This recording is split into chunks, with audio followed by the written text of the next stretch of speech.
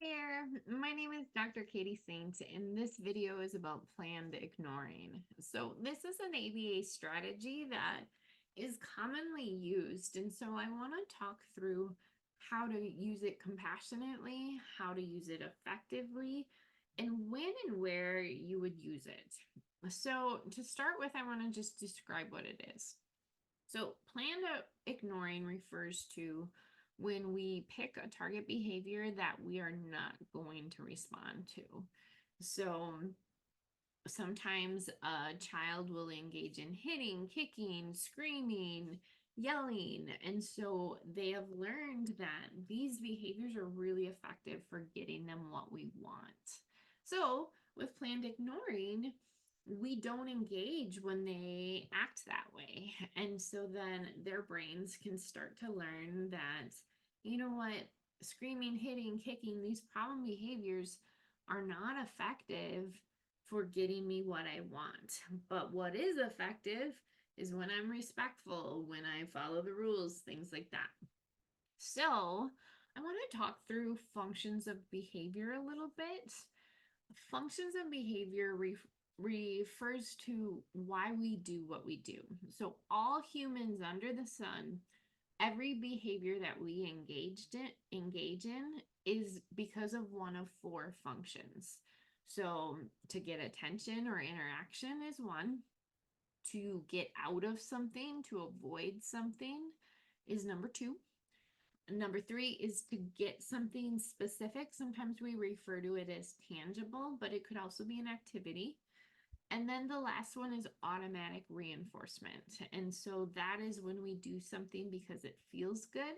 So you see people fidgeting, you see people playing with their hair or chewing gum, things like that. That is automatic reinforcement. So planned ignoring can work pretty well with the first three functions. So attention seeking behavior, escape behavior, intangible behavior. But there's a few other directions that come with escape and tangible based behavior. So we're going to go through that. And we're going to talk about how to use planned ignoring and when to use it and why. So, if a behavior is purely attention seeking behavior, planned, planned ignoring works really well and you don't have to add much to it. So, in order to do it in the most compassionate and productive way, have a conversation in advance with your child. Explain to your child, you know what? When you are disrespectful, when you are yelling and screaming, I don't want you to learn that that is the most effective way to get what you want. So I'm not going to engage. But you know what? If you are respectful, if you are kind with your body, I'm going to interact with you. And so the important part about this conversation is that you actually follow through with it. It's super, super important because what's happening in a child's brain, well, anybody's brain, is we are unconsciously recording what works and what doesn't. And so if we're inconsistent with our responses on what works and what doesn't, it's going to be pretty tough to change our child's behavior because most likely the behavior that they're engaging in probably has a long history of it working. And so we need a lot of repetitions and consistency of it no longer working and the good behaviors being more effective in order to change it. So, what happens in the brain when we are changing in behavior is neurons connect and we make neural pathways, right? So, every time we engage in a behavior, those neural pathways are connecting and we're making paths. The more repetitions that we have doing it, the thicker the path is, the easier to do it. So, all those behaviors that you do automatically without thinking about it, that's because you've done it a ton of times. You have those repetitions. So, the neural pathways in your brain are so thick. So, when we start a new behavior, it takes a ton of conscious effort and really thinking through doing it, it's hard because the neural pathways haven't made a nice, thick, easy path yet. So we need those repetitions.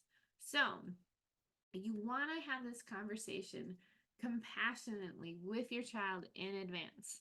Once the problem behaviors start occurring, you can give them one verbal prompt. Hey, you're not being safe right now.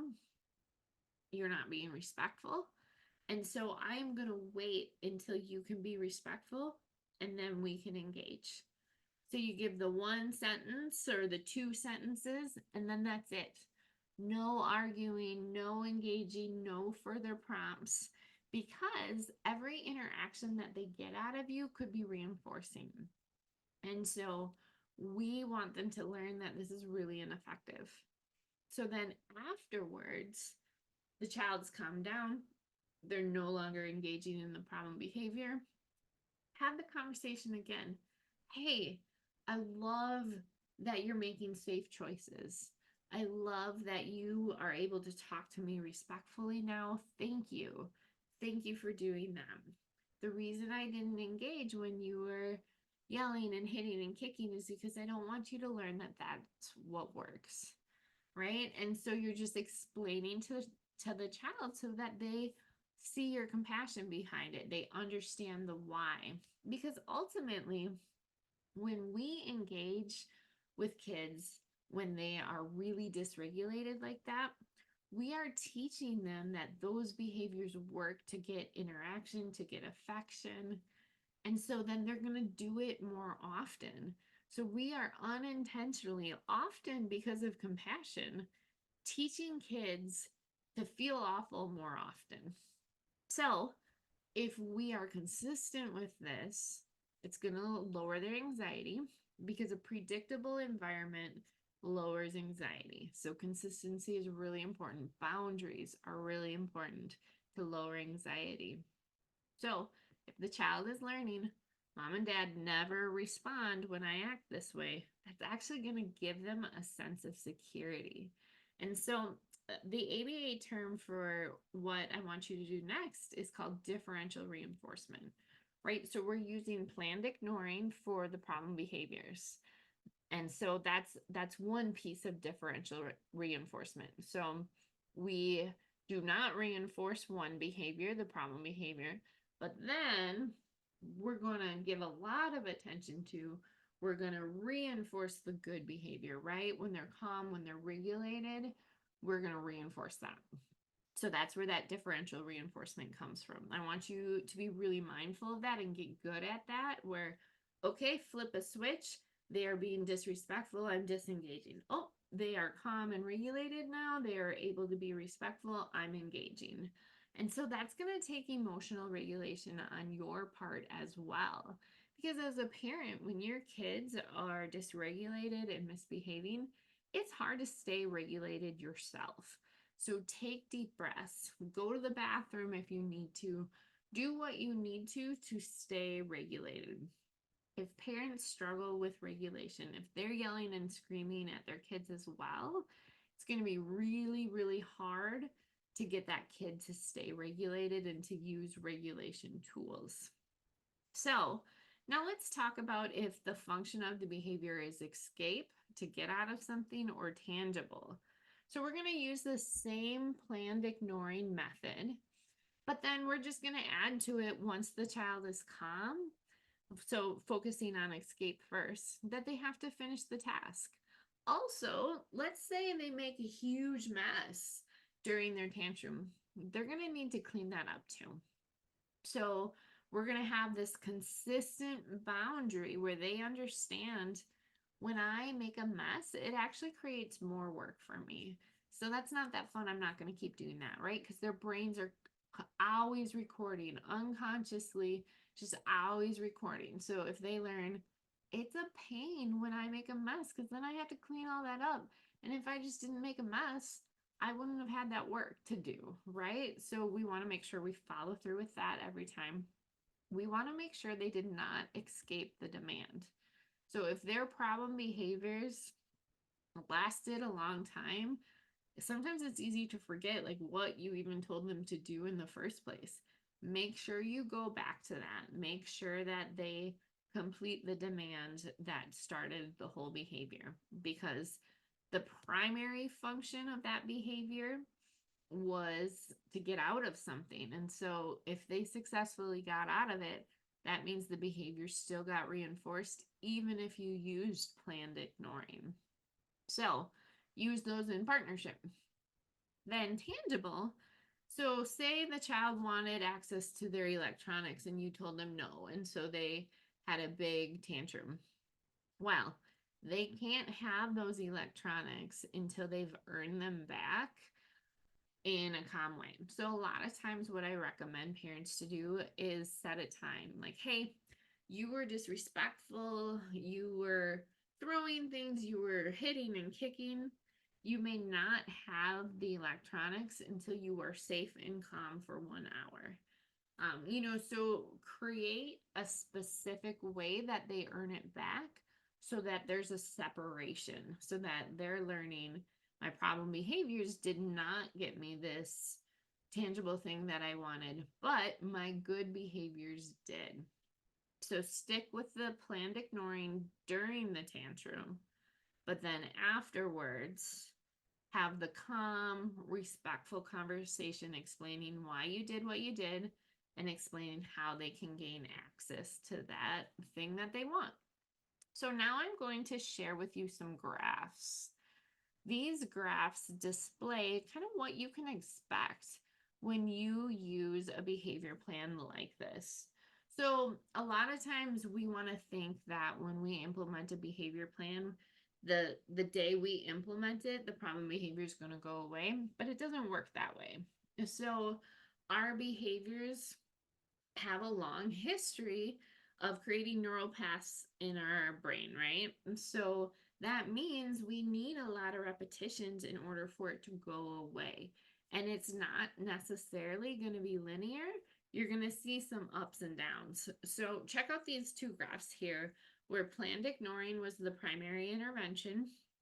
And look at, they were effective. They were absolutely effective at getting the problem behaviors to reduce, but it wasn't just an instant flip of the switch and they are gone, right? So I want you to see these graphs and be encouraged by that, because a lot of times if parents are seeing those problem behaviors reemerge after they've had some success, or if they've been really consistent with the behavior plan for a week and then the problem behavior didn't go away, that can be discouraging sometimes.